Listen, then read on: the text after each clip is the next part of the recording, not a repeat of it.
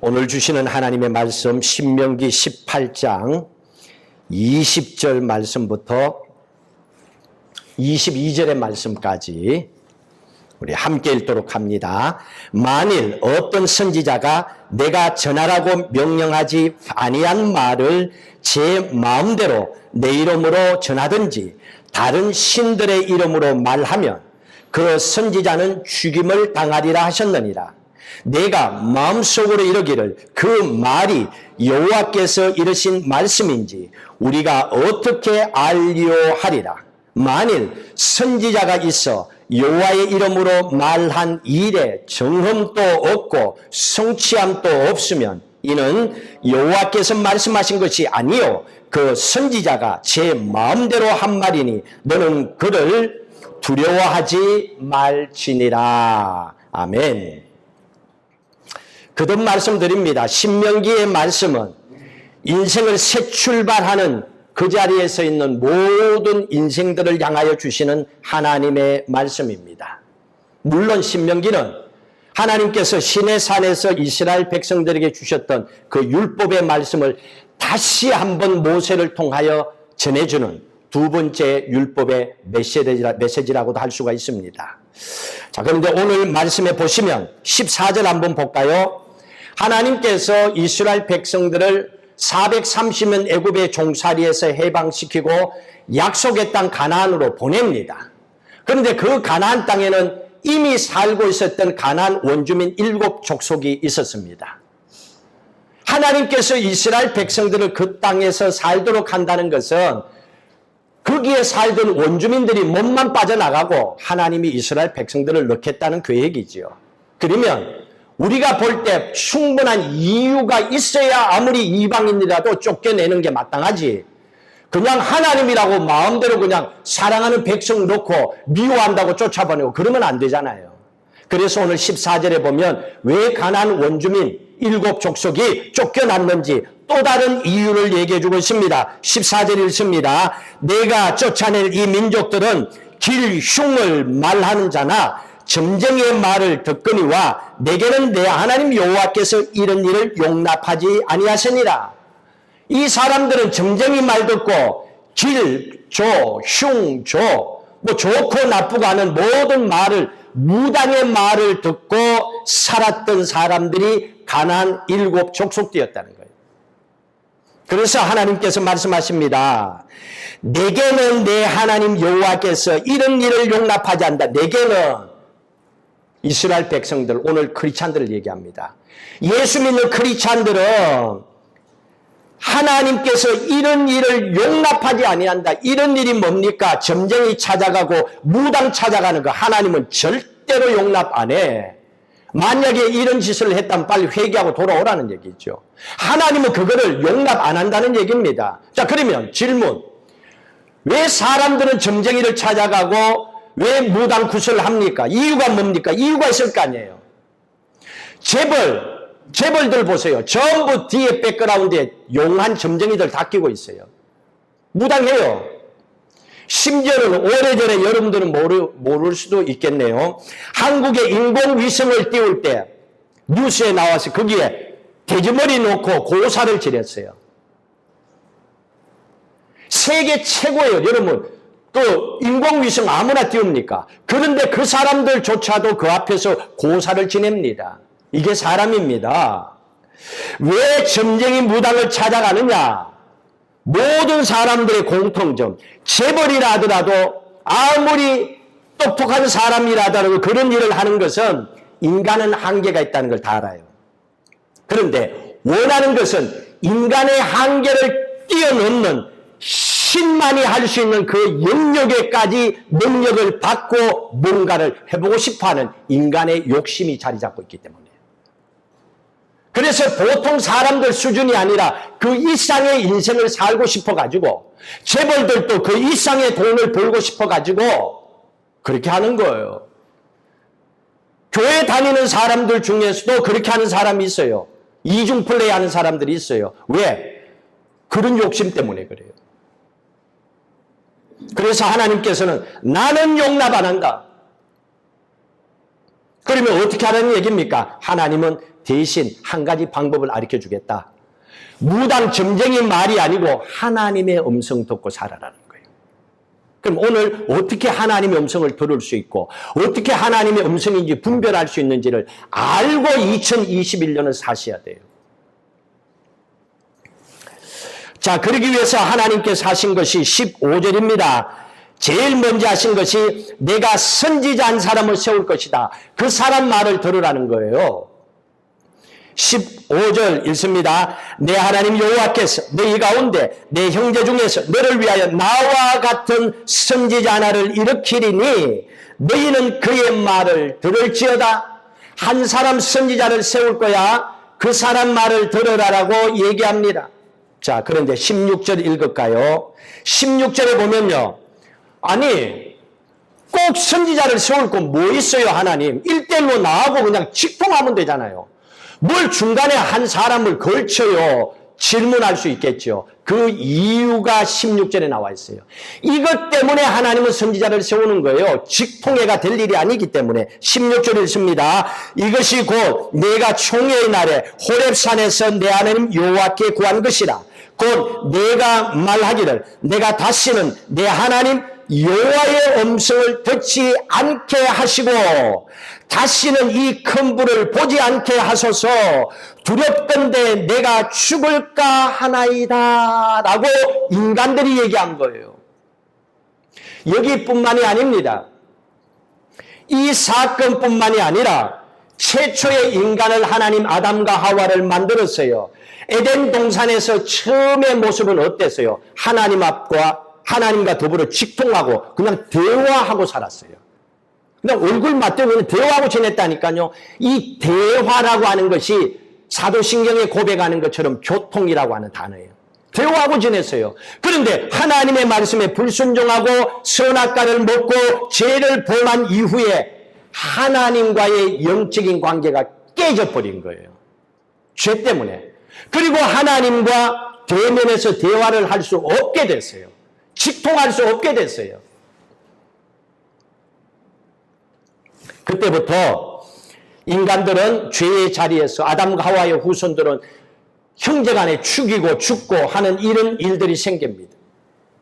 하나님의 음성을 바로 직접 듣지 못했던 이유는 인간이 죄인이기 때문에 죄의 문제가 해결되지 않고는 거룩한 영의 하나님의 말씀을 들을 수가 없기 때문에 그래요.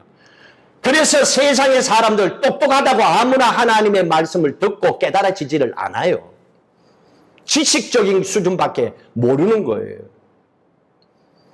그리고 오늘 이 말씀처럼 모세에게 얘기하잖아요. 우리 하나님 무서우니까 당신이 중간에서 하나님 말씀 듣고 전해줘요. 그러면 우리가 당신 말을 하나님 말씀으로 듣고 따르겠다고. 하나님을 직접 만나면 하나님이 두렵고 하나님이 우리의 죄 때문에 우리를 죽이실 수도 있으니까 나는 그런 거 겪고 싶지 않다고. 그러니까 하나님이 두려우니까 우리가 죽을까 두려우니까 선지자 당신이 모세 당신이 이 말씀을 듣고 우리에게 전해 주십시오. 그러면 우리가 듣겠습니다 라고 얘기합니다. 18절 읽을까요? 내가 그들의 형제 중에서 너와 같은 선지자 하나를 그들을 위하여 일으키고 내 말을 그 입에 두리니 내가 그에게 명령하는 것을 그가 무리에게 다 말하리라. 선지자를 통하여 말씀을 전하고 선지자의 말을 듣고 백성들은 그 말씀을 지켜 행하라는 얘기입니다. 하나님께 선지자를 통하여 주시고자 하는 말씀이 뭡니까? 하나님께서 주시고자 하는 말씀은 19절의 말씀입니다. 이거는 이미 신명기 11장에서 하나님께서 주신 말씀이에요. 이게 신명기의 주제입니다. 포인트입니다. 신명기에서 가장 핵심적인 말씀이 이거예요. 19절 읽습니다. 누구든지 내 이름으로 전하는 내 말을 듣지 아니하는 자는 내게 벌을 받을 것이다.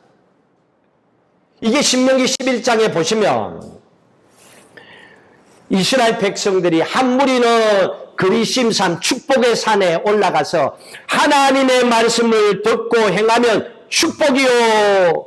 한쪽 팀은 또 에발산에 올라가서 하나님의 말씀대로 살지 않으면 저주요, 벌이요 라고 외치겠습니다. 가나안 땅에 들어가기 전에 이미 이 말씀을 주신 거예요.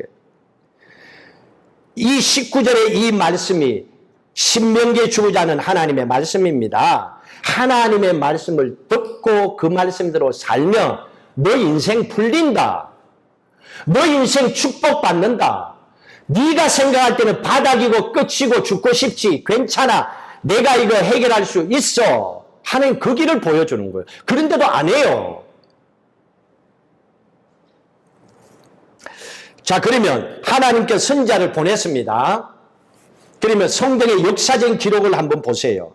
이스라엘 백성들이 선지자를 보내서 말씀을 전할 때 그 말을 들었을까요?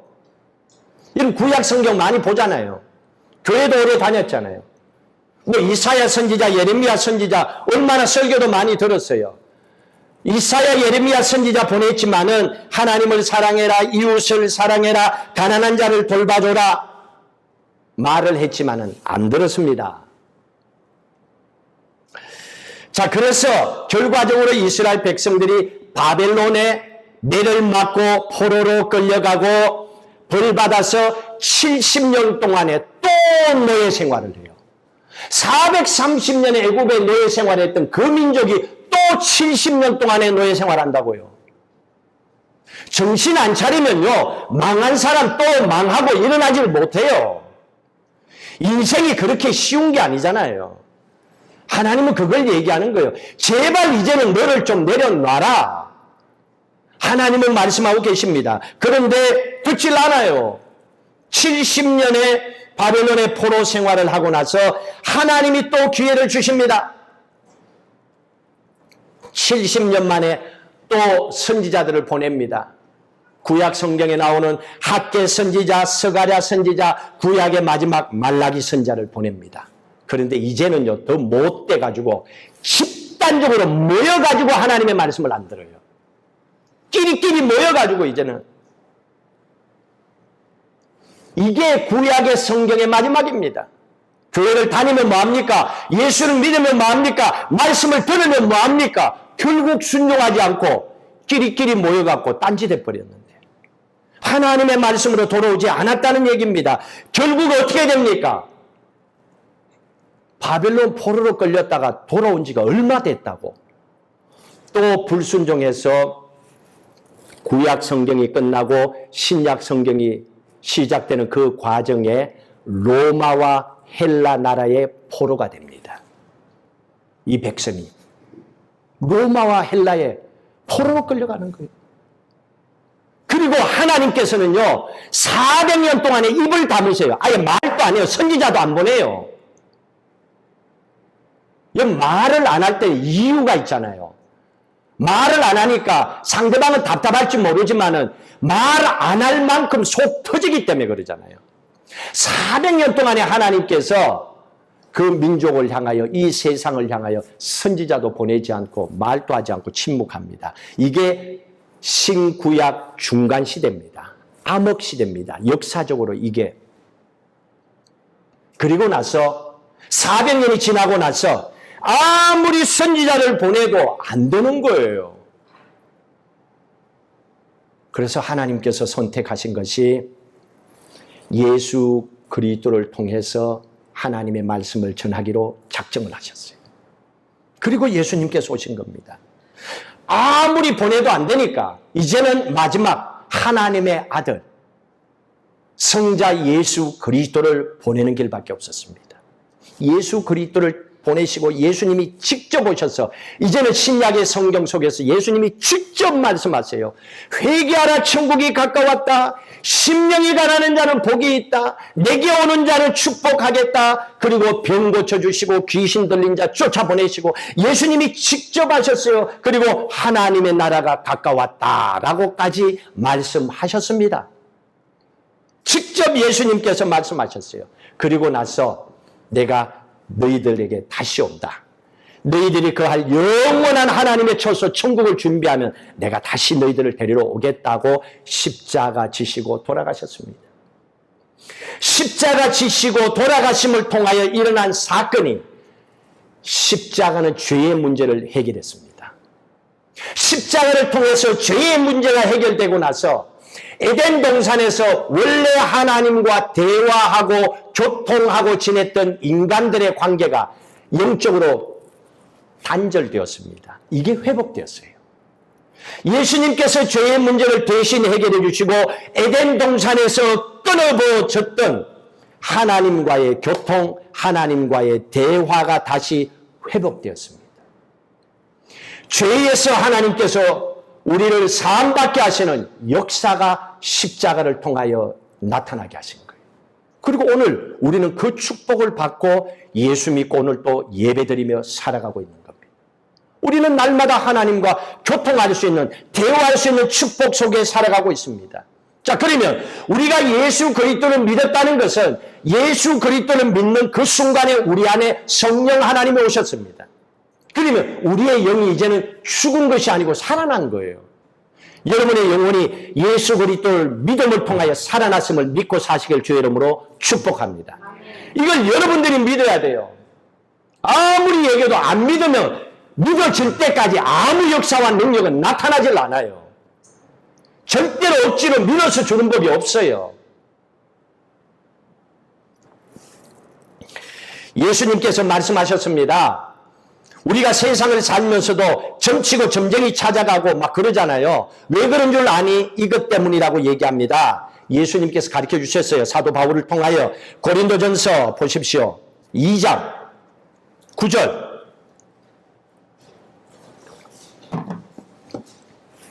고린도전서 2장 9절 10절 같이 읽도록 합니다. 기록된 바 하나님이 자기를 사랑하는 자들을 위하여 예비하신 모든 것은 눈으로 보지 못하고 귀로 듣지 못하고 사람의 마음으로 생각하지도 못하였담과 같으니라. 이거예요. 사람이요, 세상을 살아가면서 내 눈앞에 뭐가 있는지 내가 모르기 때문에 점쟁이를 찾아가고 딴짓을 하는 거예요. 모르기 때문에 그래요. 그랬잖아요. 모른다고. 하나님이 예비하신 모든 것이 있는데 이건 하나님이 이 땅에서 우리가 천국 같은 삶을 사는 축복이에요. 평안이에요. 근심과 걱정이 아니거든요. 그런데 눈으로 보지 못하고 귀로 듣지 못하기 때문에 우리의 생각으로도 그걸 모르기 때문에 모르니까 이런 결과가 생기는 거예요. 그래서 하시는 말씀이 야, 이제는 너희들 예수 믿었지? 그럼 그럴 필요가 없어. 그럴 필요가 없어. 왠 줄 아니? 모든 세상의 사람들은 예수 믿든 믿지 않든 모든 사람들은 처음에는 다 몰라. 다 몰라. 인간이기 때문에. 그런데 이제 예수 믿고 하나님의 자녀가 된 사람들은 이것 때문에 걱정할 필요가 없어. 그 이유가 10절에 나와 있어요. 이걸 풀어주시는 분이 계신 거예요. 10절에 있습니다. 오직 하나님이 성령으로 이것을 우리에게 보이셨으니 성령은 모든 것 곧 하나님의 깊은 것까지도 통달하시느니라. 모르는 게 없다는 거예요. 하나님의 생각조차도 알고 계신 거. 그러니까 우리는 한 치 앞도 모르는데 내가 지금 뭘 하면서도 내가 왜 이거 하고 있지? 이러고 살잖아요. 사업을 하면서도 내가 이 사업을 왜 하고 있지? 직장을 왜 다니고 있지? 돈을 왜 벌고 있지? 몰라요, 우리는. 그런데 그 인생을 향하여 하나님은 다 알고 계세요. 네가 지금 일하는 이유, 네가 지금 기도하는 이유, 네가 지금 자식을 낳아서 키우는 이유, 미래에 대해서 모든 걸 하나님은 알고 계시는 거예요. 그래서 하나님께서는 우리의 인생의 시작과 끝을 하나님은 다 알고 계신 거예요. 그분이 누구냐 그랬어요? 성령 하나님이라 그랬어요. 보혜사 성령 하나님, 그분은 하나님의 영이에요. 하나님의 영이 우리 가운데 계시는 거예요. 예수 그리스도를 믿음으로. 그래서 우리의 영혼은 죽은 것이 아니고 잠자는 것이 아니고 지금 우리 안에 하나님의 영이 살아계시는 거예요. 그 하나님이 우리를 도와주고 계시는 거예요. 그래서 우리가 축도할 때 성령의 인도 교통 충만하심이 하잖아요. 그때 교통, 성령의 교통하심 그럽니다. 성령의 교통하심은 대화하심 이겁니다. 다시 말하면 우리가 기도할 때 하나님 아시잖아요. 들어주세요 라고 하는 요게 하나님과 대화하는 거예요. 이게 교통이에요. 하나님 지금 아파요 도와주세요 하는 거 요게 대화예요. 왜 그것도 못해요? 그걸 안 하고 자꾸 딴 데 찾아가니까 그렇죠. 하나님 지금 사업하는데 이게 어려워요. 어떻게 해요? 이게 하나님과 대화, 교통이에요. 이게 회복된 거예요. 그런데도 불구하고 일이 터져도 딴 데서 찾고 있어요. 미련하게. 그러니까 인생이 더 꼬이고 더 힘들죠. 그러니 이스라엘 백성들 욕할 건 뭐 있어요? 애굽에 종살이 한들, 바벨론에 끌려간들, 로마 헬라에 끌려간들, 뭐예요? 하나님은 그게 안타까워서 그 길을 우리에게 열어준 거예요. 하나님과 교통이 가능해졌다. 이제는 괜찮아. 이제는 나와 기도해, 믿어. 내가 해결해 준다라고 말씀하십니다. 자, 그런데요. 이제 본문으로 넘어오십시오. 문제가 생겼어요. 20절, 18장 20절 신명기. 하나님께서 이렇게 선지자까지 보내줘서 우리의 길을 가이드해 주셨는데 지금 우리가 예수 그리스도를 믿음으로 살고 있잖아요. 성령 하나님 우리 안에 계시잖아요. 그럼에도 불구하고 우리는 힘들어요. 이유가 20절 때문입니다. 같이 읽도록 합니다. 만일 어떤 선지자가 내가 전하라고 명령하지 아니한 말을 제 마음대로 내 이름으로 전하든지 다른 신들의 이름으로 말하면 그 선지자는 죽임을 당하리라. 문제는요, 거짓 선지자들이 있다는 거예요. 이게 문제예요. 진짜만 있는 게 아니잖아요. 여러분, 세상에 진짜만 있어요? 20절의 말씀에 이스라엘 백성들이 축복을 못 받은 이유가 구약 성경 쭉 지금 읽고 계시죠? 성경 읽어보세요. 문제는 거짓 선지자들이요. 입 빨린 소리하는 거짓 선지자들이요. 아부하는 거짓 선지자들을, 자기의 권력과 자기의 돈을 취하려고 하는 거짓 선지자들. 그래서 한국에 예배를 못 드릴 때 매스컴에서 어떻게 합니까? 너커니 차들이 교회가 왜 자꾸 예배 드리려고 하냐고, 헌금 때문에 그러냐고, 돈 천만의 말씀. 여러분, 우리 교회가 돈 때문에 예배 드립니까? 그럼 여러분들이 헌금 좀 많이 하셔야지. 그리고 헌금 안 하면 왜 안 하냐고 쫓아다니면서 막 그래야지. 그러다가 너 망한다 막 이래야 될 거 아니에요. 아니잖아요. 예배의 목적이 그게 아니라니까요. 그런데 사람들은 보면 그것만 보고 얘기한다니까요. 예배의 본질을 모르기 때문에 그런 거예요. 이게 어디서 생깁니까? 돈만 쫓아갔던 거짓 선지자들 때문에 생겼던 문제들이에요. 왜? 하나님이 원하는 말은 안 하고 그 사람 듣기 좋은 말 해주고 복채받는 거야. 돈 받는 거야. 이 짓하니까 문제가 생긴 거죠. 거짓 선지자가 뭔지 정확하게 설명했잖아요. 하나님이 전하라고 하는 말은 안 하고 자기 마음대로 하면서 이게 하나님의 말이래. 이게 거짓 선지자들이에요. 여러분, 이 정도 구분 안 됩니까? 능력이 있다고 하는 그렇지 않대. 여러분 다 능력이 있잖아요. 은혜 받았잖아요. 그래도 널푸른교회 성도들은요, 이 정도는 충분히 구분하고 사니까 참 감사하지요. 감사하지. 여러분, 사람은요, 동물과 달라서 영혼이 있습니다. 영혼이 있기 때문에 사람은 순간순간 어떤 생각이 떠올라요. 그래서 이것도 분별하셔야 돼요. 어떤 생각이 떠오를 때 이게 내 생각인가 하나님의 생각인가 마귀가 주는 생각인가 셋 다 구분해야 돼요. 또 구분해야 돼요. 이거. 모든 생각이라고 해서 다 맞는 게 아니잖아요. 이 생각을 잘못해갖고 망한 사람도 있잖아요. 요한복음 13장 보실래요? 한 사람 있어요. 여러분들도 보면 알아요. 13장 2절 요한복음 13장 2절에 있습니다. 마귀가 벌써 시몬의 아들 가룟 유다의 마음에 예수를 팔려는 생각을 넣었더라. 생각을 넣었더래요. 근데 예수님의 제자 가운데 유독히 가롯 유다만이 도시 사람이에요. 가롯이라고 하는 것이 도시거든요. 도시. 나머지 제자들은 시골 사람이요 어부였습니다. 그런데 도시에서 물 먹고 큰, 그러다 보니까 돈을 빨리 알았던 것 같아요. 이 가룟 유다가 마음에 12제자 가운데서 가장 쉽게 넘어올 사람이 세상 물정을 잘 아는 가룟 유다였어. 그놈 딱 가룟 유다를 딱 택해가지고 예수를 팔려는 생각을 넣어버렸대요. 그러면 그게 하나님의 생각인지 인간의 생각인지 마귀가 주는 생각인지 구별해라 그랬잖아요. 분별해야지. 분별도 안 하고 그냥 덜컹 그냥 붙잡아 버리는 겁니다. 마귀는요, 마음에 생각을 넣는 존재예요. 영적인 괴물이에요. 무슨 생각을 넣습니까? 예수를 팔려는 생각을 넣었잖아요. 팔려는 이유를 얘기했다는 거예요. 야, 너 예수 옆에 붙어 있다가 예수가 한 자리 하면 왕 되면 너도 한 자리 하려고 그러지. 그러니까 옆에서 빌붙고 살지. 야, 잘 봐. 예수 절대로 왕 안 돼. 걸렀어. 이런 얘기한 거죠. 세상의 왕이 아니라 영원한 왕 중에 왕이 되시는 것은 관심이 없거든요. 세상적인 얘기를 하는 거예요. 그렇기 때문에 너 예수 따라가면 끝이야. 근데 실질적으로 마귀의 말을 들으면 시간이 조금 지나면 후회할 일들을 만들어버리는 게 마귀예요. 시간이 지나면 마귀는 그렇게 만들어요. 그리고 그 생각을 넣어가지고 충동질해가지고 돈을 받고 예수님을 팔아버립니다.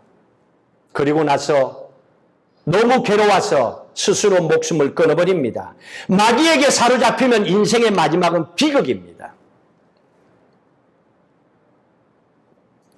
그래서 성경은 오늘 우리에게 이렇게 말씀해 주고 있습니다. 요한 1서 한번 보십시오. 여러분 이 말씀을 기억하고 사세요. 요한 1서 4장 1절 391페이지 요한 1서 4장 1절 같이 읽도록 합니다. 사랑하는 자들아 영을 다 믿지 말고 오직 영들이 하나님께 속하였나 분별하라. 많은 거짓 선지자가 세상에 나왔습니다. 바울 때에도 요한 때에도 지금 또 동일한 메시지예요.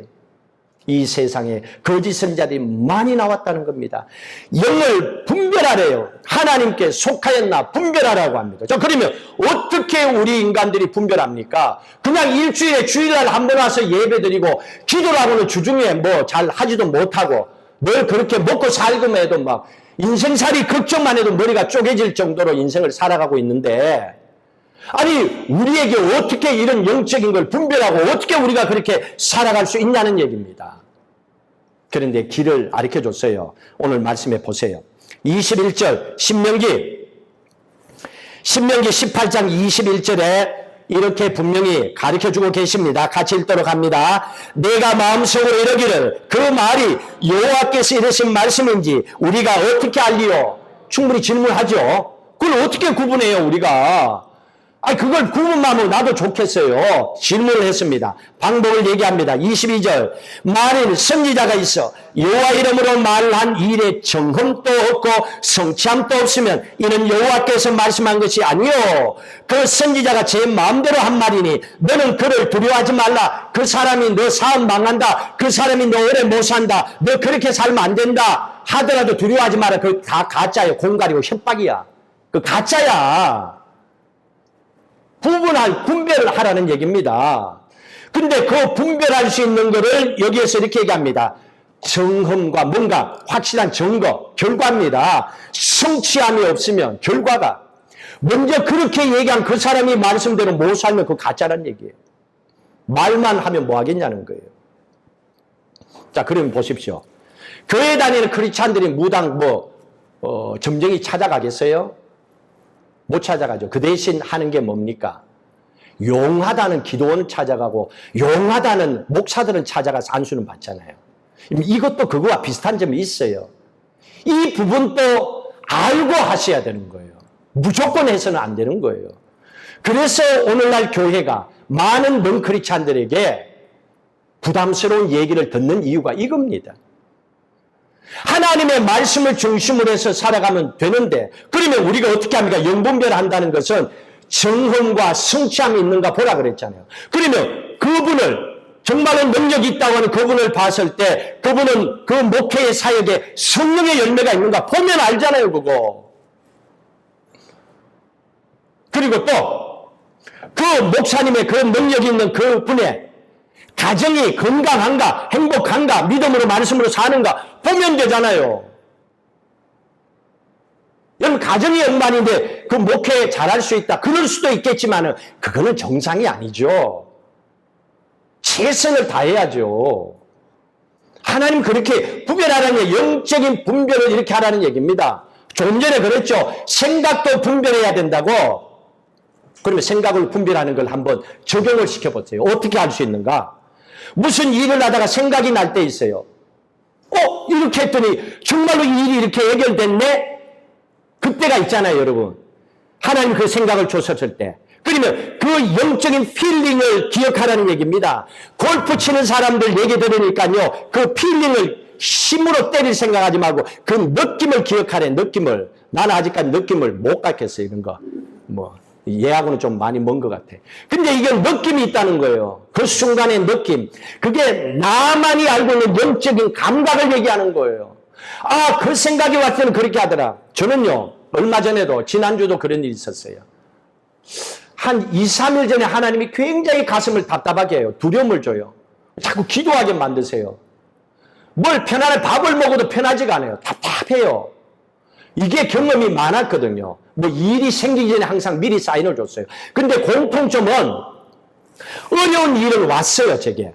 그런데 그 문제가 너무 답답해갖고 힘들하지만 기도하면 나는 아니고 하나님이 그걸 또 그대로 원상복귀로 풀어주세요.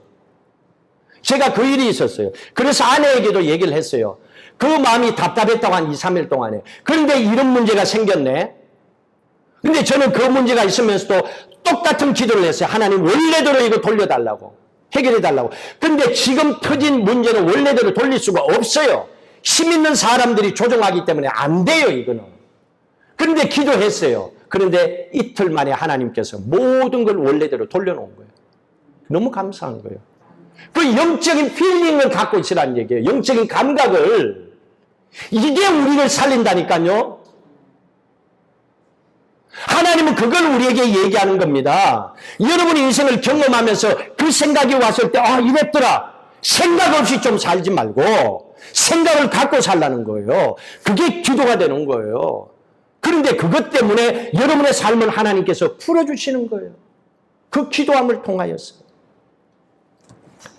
두 사람, 영적인 분별력을 하고 살아간 사람들이 서로 달라요. 사도 바울이 하나님 앞에서 영적 분별력을 이렇게 가지고 살아갔어요. 성경에 한번 보세요. 로마서 8장 어떻게 영적인 분별력을 가지고 살았나. 로마서 8장 6절.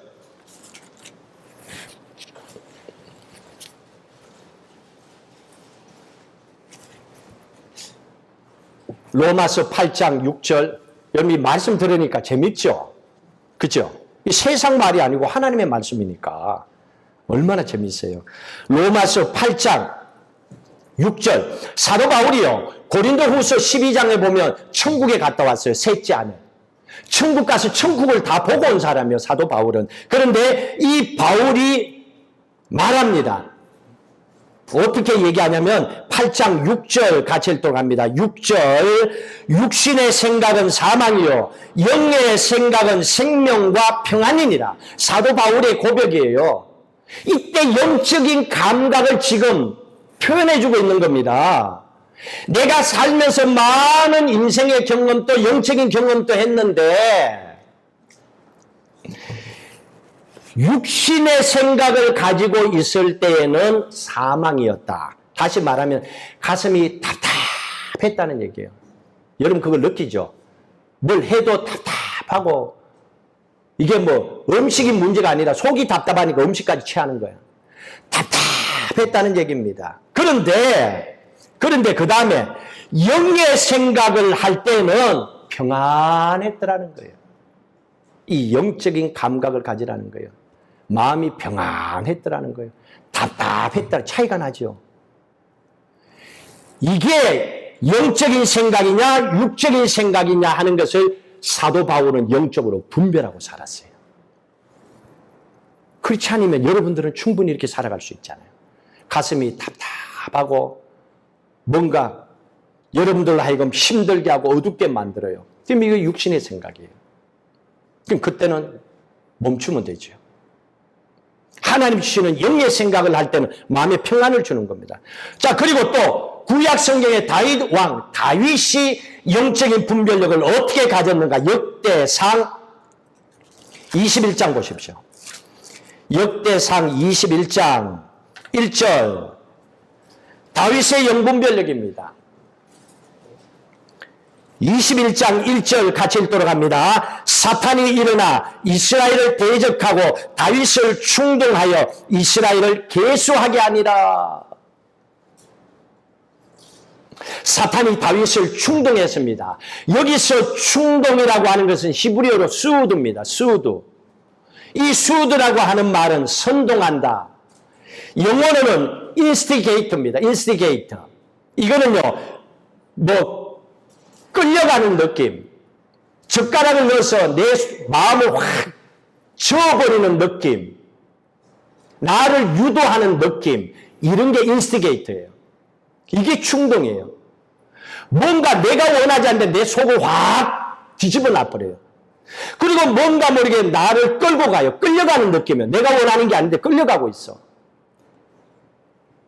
이 충동을 받았다는 겁니다. 다윗이 그 충동에, 그 덫에 걸려버렸어요. 그리고 다윗이 사탄의 충동으로 뭘 했습니까? 하나님이 원치 않는 인구조사를 했어요. 군인이 얼마나 있고 그래야 세금도 거두고 할 거 아니에요. 자기 방법을 선택한 거예요. 하나님의 축복을 감사하지 아니하고. 그래서 인구조사라고 명령을 내렸더니 하나님께서 원치 않는 일이었어요. 그래서 세 가지 중에서 한 가지 벌을 택해라 하는데 전염병을 택합니다. 그래서 이스라엘 백성들 7만 명이 그 전염병으로 다윗의 사탄에 충동하는 그 하나 때문에, 지도자 한 사람 때문에 다 죽습니다. 여기서 우리는 뭘 깨닫습니까? 사탄은 충동질하고 성령 하나님은 우리에게 감동 주시는 분이라는 걸 믿으시길 바랍니다. 사탄은 충동해요. 성령 하나님은 감동 줘요. 감동받으면 아세요. 충동질하면 끌려가면 안 돼요. 영적인 분별력, 이 정도는 어른이 됐으면, 교회를 이 정도 다녔으면 해야지요. 이게 영적인 분별력이에요. 이 소리 들으면 여기 있다라고, 저 소리 저기 있다. 그거 이제는 바꿔야 돼요. 영적인 감을 놓치지 말라는 얘기입니다. 자, 그러면 정험도 성취함도 없을 때는 어떻게 해야 됩니까? 입을 다물어야죠. 일단 제일 먼저 나를 힘들게 하는 게 요 입이잖아요. 입부터 딱 다물고 어떤 결정도 하지 마세요. 정말로 중요한 어떤 결정을 할 때에는 이럴 때 하세요. 그렇지 않으로 성령 충만할 때, 확신이 올 때입니다. 또 마음이 평안할 때, 또 자신감이 올 때, 이럴 때 하세요. 이 자신감이 올 때 이렇게 하면 하나님이 그때 도와주세요. 그러면 이 문제는 누가 보더라도 주위에 있는 사람 다 안 돼. 그래도 하나님이 되도록 바꿔버립니다. 하나님께서 우리에게 가르쳐 줍니다. 그러면 우리가 어떻게 해야 됩니까? 불안할 때는, 답답할 때는, 뭔가 정확하지 않을 때는, 그런 상황에는 기다리면서, 기도하면서 하나님의 뜻을, 하나님의 시간을 구해야지요. 여러분, 결론을 지읍시다. 위조 지폐를 분별하는 법이 있어요. 위조 지폐. 위조 지폐를 분별하는 사람들을 훈련시킬 때 제일 중요하게 여기 사는 건요, 위조 지폐를 한 번도 못 만지게 한다고 합니다. 그 사람들은 위조 지폐, 가짜를 못 만져요. 평생 진짜만 만지게 한다고 합니다. 진짜 돈 중에도 너무 다양하잖아요. 구겨진 진짜 돈도 있고, 물먹은 진짜 돈도 있고, 또 불에 탄 진짜 돈도, 곰팡이 먹은 진짜 돈도, 온갖 진짜 돈이 다 있잖아요. 그러니까 진짜 돈을 다 매일매일 다양하지만 만져보게 하는 거예요. 진짜를 만지게 하는 거예요. 그러면 진짜가 손에 익숙해지는 거예요. 그러면요, 툭 잡으면 가짜는 바로 뽑아낸대요. 설명이 필요 없대요. 설명 아직까지 부족해서 그래요. 프로페셔널한 사람들은 그게 아니에요. 딱 필링이 와요. 바로바로예요. 이거예요, 지금. 그냥 가짜를 잡으면 그냥 또 만져보면 바로 이거 가짜야. 딱 알아요.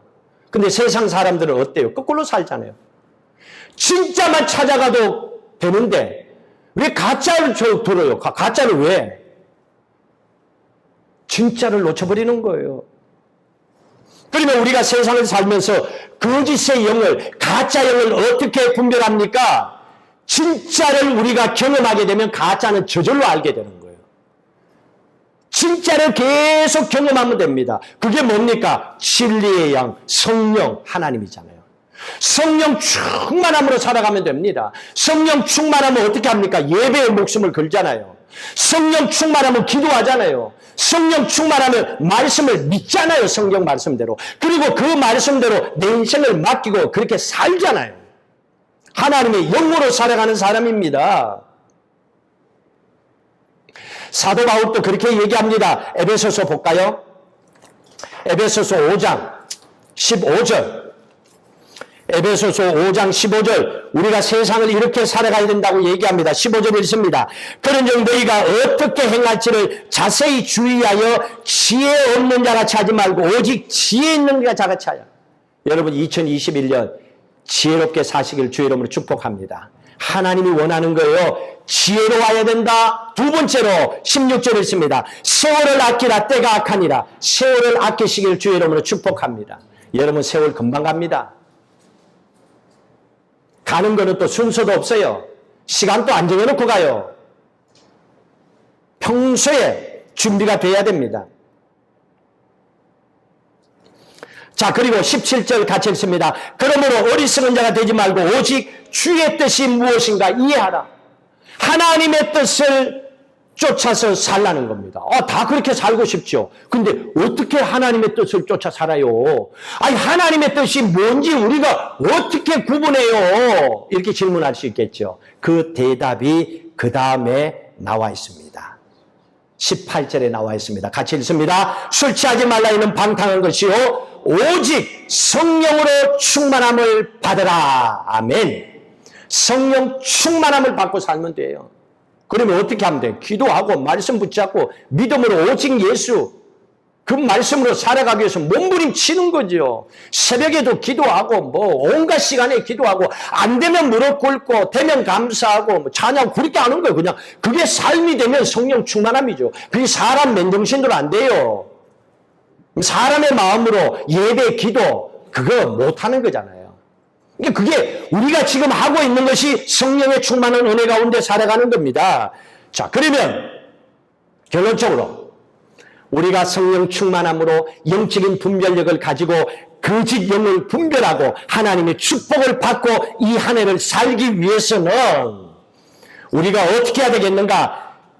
히브리 4장 12절의 말씀처럼 한번 보십시다. 이걸 결론을 지으셔야 됩니다. 히브리서 4장 12절 이건 여러분들이 하셔야 됩니다. 히브리서 4장 12절 같이 읽도록 합니다. 하나님의 말씀은 살아있고 활력이 있어 좌우의 날선 어떤 검보다도 예리하여 혼과 영과 및 관절과 골수를 찔러 쪼개기까지 하며 또 마음의 생각과 뜻을 판단하니라. 우리의 생각과 하나님의 그 원하시는 뜻을 깨닫도록 해주는 것이 뭐라 그랬어요? 하나님의 말씀이라 그랬잖아요. 그러면 우리가 어떻게 해야 됩니까? 우리의 마음의 생각과 뜻을 판단하며 살아갈 수 있도록 하나님의 말씀을 먹고 살아야 돼요.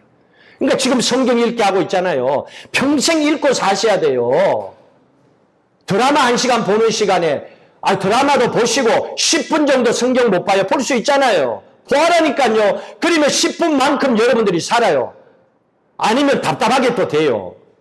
말씀이 어떻게 한다? 우리의 생각과 뜻을 판단한다. 가야 할 길을 알게 해준다니까요. 특별한 게 아니에요. 하나님의 말씀이 그렇게 해주신다는 겁니다. 그렇기 때문에 내 생각이 다 하나님의 생각이라 착각하지 마세요. 말씀도 안 보고 그냥 교회나 왔다 갔다 하면서 내 생각이 하나님의 생각이라. 그런 사람들 나한테 데려와요. 구분해 줄게. 아니잖아요. 본인도 안단 말이에요. 마음속에 하나님의 말씀이 담겨지면 어떻게 되는 줄 알아요? 하나님의 말씀과 내 삶의 칼라가 닮아가요. 내 삶하고 하나님의 말씀하고 칼라가 닮아가요. 요걸 원하는 거예요. 그러면 되는 거예요. 자, 그 다음에 또 두 번째로는 뭘 해야 되느냐? 골로새서 4장. 요것도 잘 하셔야 돼요. 골로새서 4장 2절. 오늘 4장 2절 읽도록 합니다. 기도를 계속하고 기도에 감사함으로 깨어있으라. 기도하라는 얘기입니다. 이거 여러분들이 하셔야 됩니다. 하나님의 말씀을 쫓아 기도해야 됩니다. 깨어있어야 돼요. 그것도 감사함으로, 기도에 감사함으로 깨어있으라. 여러분, 감사하는 마음이 안 생기면요, 기도도 안 하고 싶어지잖아요. 알잖아요. 저도 화가 안 나고 열받고 막 안 좋은 일이 생기면 기도하고 싶지도 않아.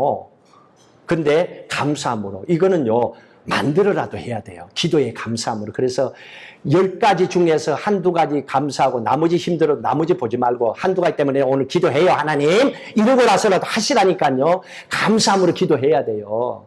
감사함으로 깨어 있어야 돼요.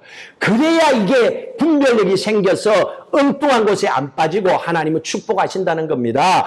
유대인들은요, 이스라엘 사람들은요, 해마다 연말과 연초가 되면 하나님 앞에 기도합니다. 하나님의 새로운 플랜, 하나님의 영적인 감각, 하나님 우리에게 주세요. 그거 다운로드 받고 싶어요. 이렇게 기도합니다. 이스라엘 백성들은.